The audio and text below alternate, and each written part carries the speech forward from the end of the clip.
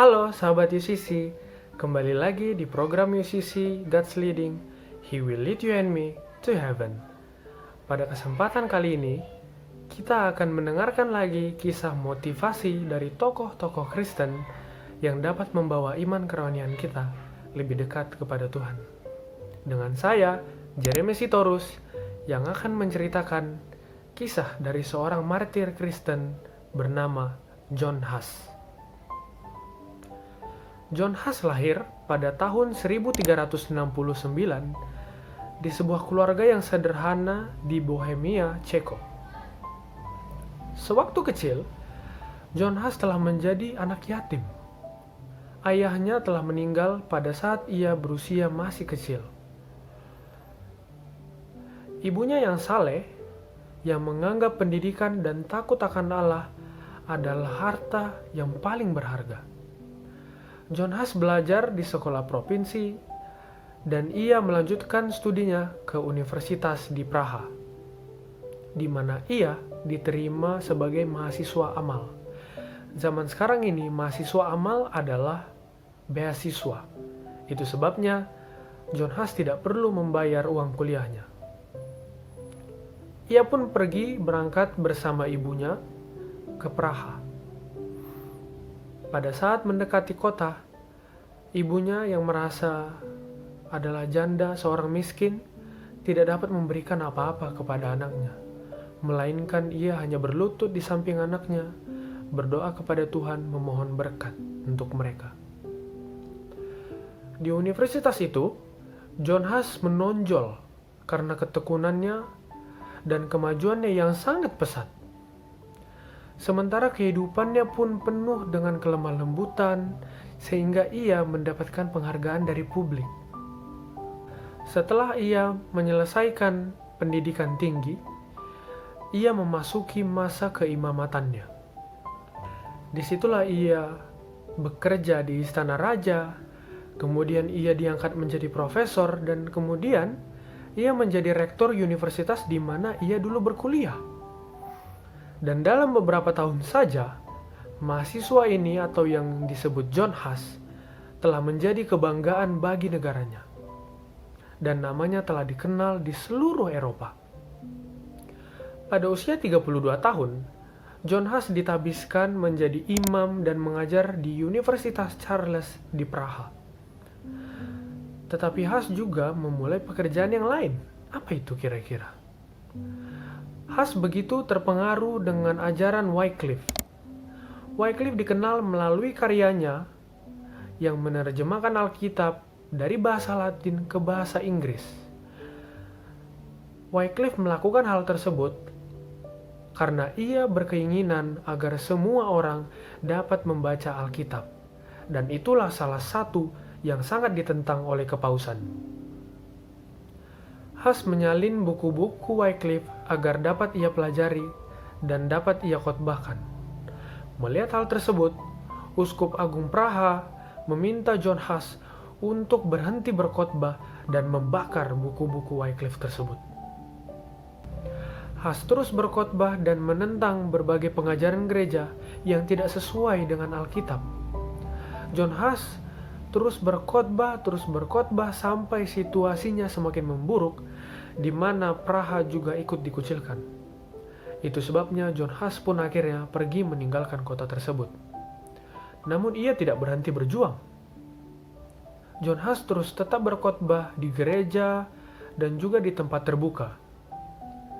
John Huss pun akhirnya menyuarakan kritiknya terhadap pengajaran-pengajaran gereja yang tidak sesuai dengan Alkitab. Salah satu yang ditentang John Huss adalah sistem hierarki yang dipraktikkan oleh gereja. John Huss mengklaim bahwa Kristus sendiri yang menjadi kepala dari jemaat.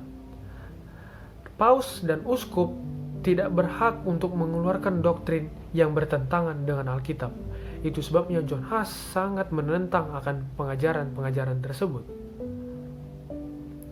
Pada tahun 1415, John Huss dipanggil ke Konsili Konstans untuk mempertahankan pengajarannya. Tetapi apa yang terjadi? Itu hanyalah sebuah jebakan. John Huss akhirnya ditangkap dan ia dipenjara.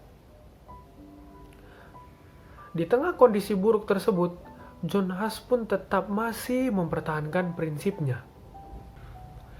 John Huss menolak mengakui dirinya bahwa ia bersalah.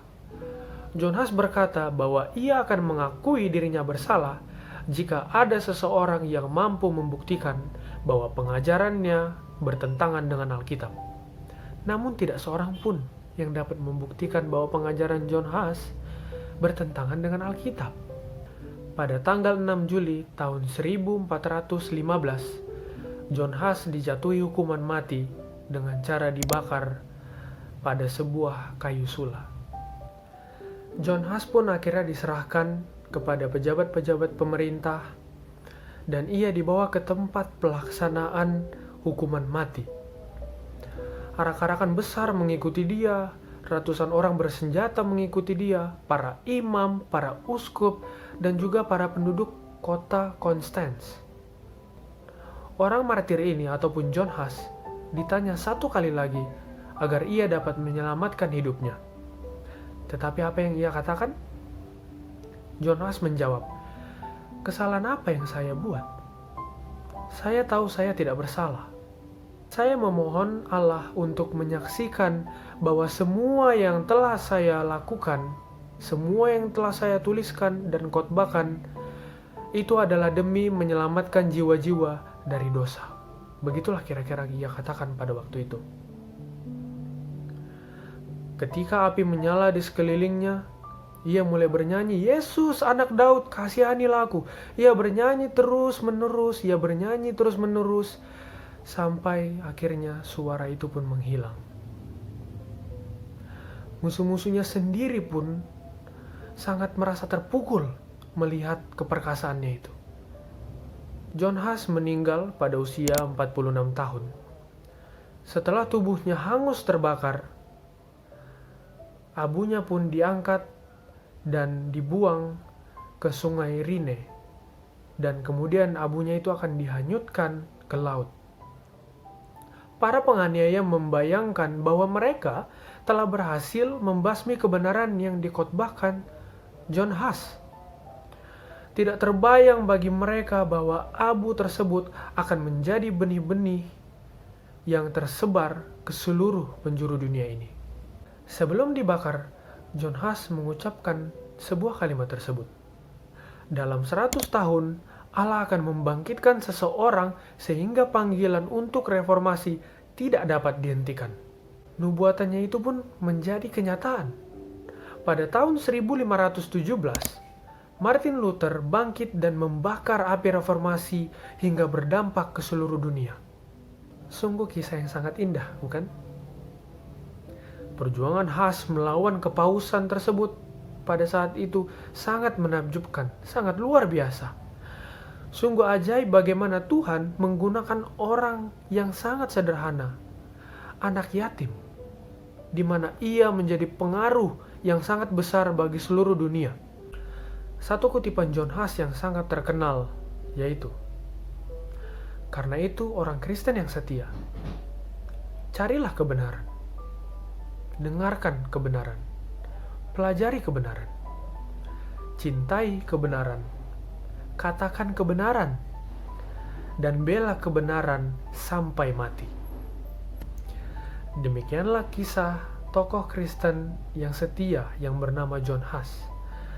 Kiranya kisah ini dapat membawa iman kerohanian kita semakin dekat kepada Tuhan dan membuat kita semakin setia sampai Maranatha. Terima kasih, sampai jumpa di program selanjutnya. Tuhan memberkati.